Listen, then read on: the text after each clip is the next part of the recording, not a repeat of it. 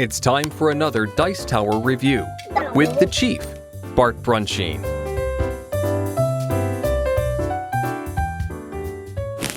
All right, what am I doing? You're like, why in the world am I looking at an old Atari 2600 box?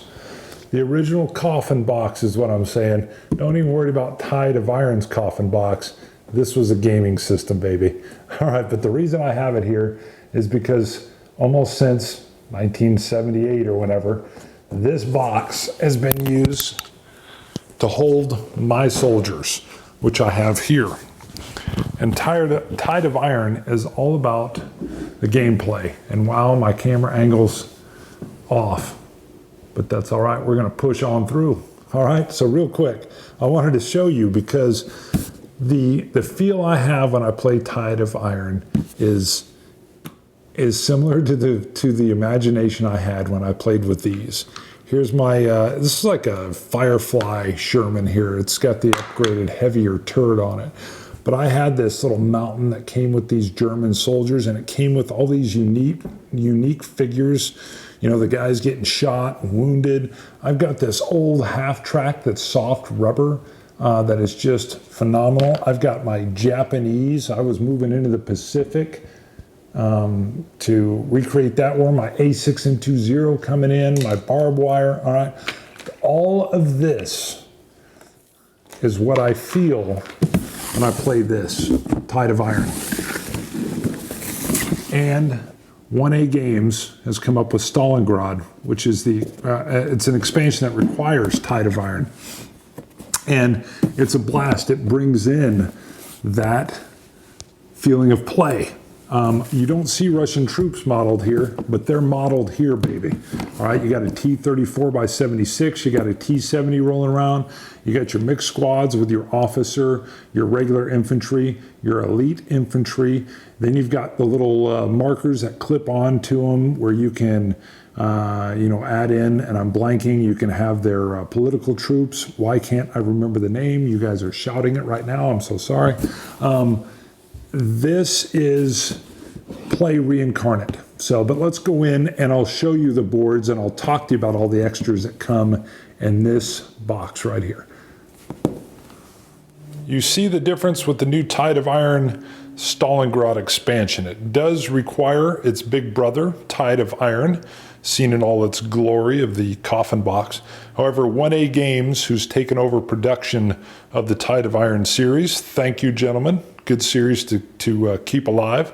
I'm going to zoom in on the map boards here and show you some of the different things you're going to get in this expansion box. Again, it will require you to own Tide of Iron. First, you can see you've got a much darker kind of palette being used with the boards. Same exact quality boards, very thick cardboard, very solid. But you don't have your open fields, and everything here is dark and gloomy. The lightest thing you have is this more of a tan color over here. You're going to have simply destroyed buildings, like the big old factories that are still in place, railroad tracks, and then the only kind of open spots you have are what we're seeing over here. They're all double-sided, of course, and just tons and tons of city-urban damage.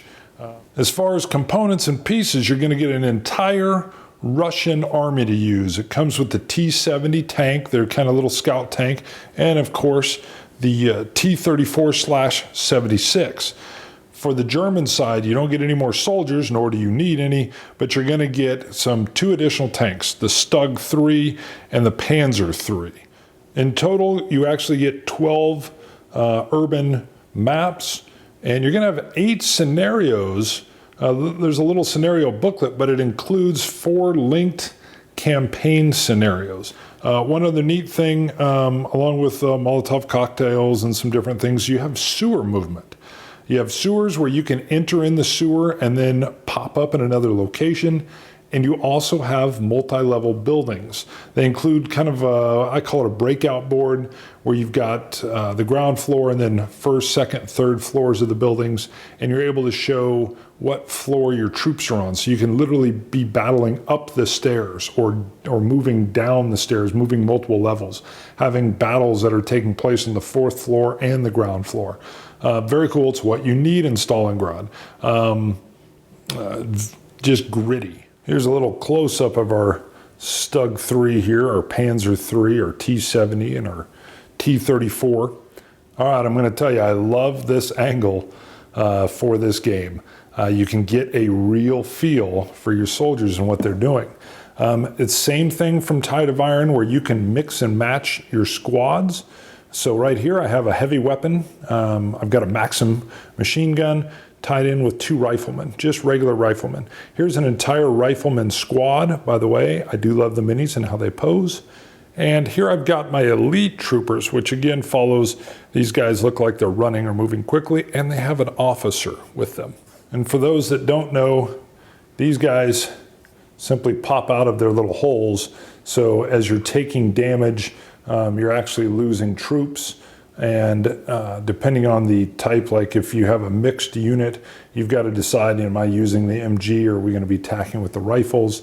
And it also has the little slots, so you can add in specialty units, full color, sorry for the glare, full color rules again. So perfect explanations, just walking you right through, nice breakout sections.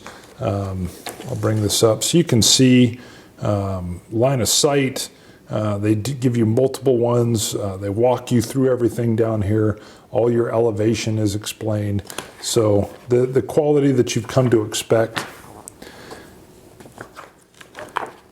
You've got your scenarios here, your campaigns, and the rules that go with setting those up. And again, you can just see very, very well produced. 1A games, let's talk about them. They've picked this up from Fantasy Flight. They've brought it back. They've just done and finished a Kickstarter with the Tide of Iron box. It's going to be the same size of this, so it'll be back in print and be able to handle the expansions they plan. I know from talking to them, they're already planning, and they put it out on their Kickstarter. They're talking about some Pacific versions. I love it, guys. I'm telling you, the Pacific's going to be hot. So they've taken Stalingrad. Stalingrad, one of the most gritty street fight, War of the Rats of fighting going on that you've got, and they model in the fact that your troops may not have ammo. They may be starving. This is going to model the house-to-house, rubble-to-rubble fighting, moving through the sewers, the close-in contact with the tanks, with the Molotov cocktails coming down on top of them, burning them out, and just bayonet hand-to-hand.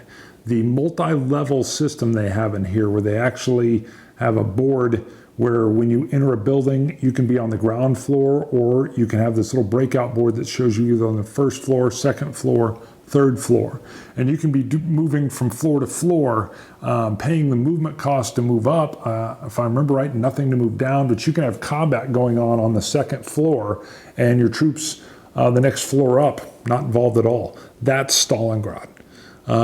So it's gritty, it's modeled here. The boards are dark.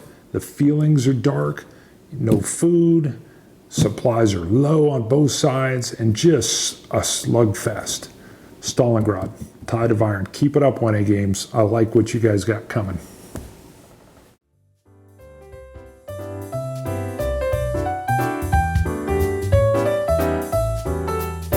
Thanks so much for watching the Dice Tower videos. Find more great videos and reviews, as well as our top-rated audio podcast at Dicetower.com.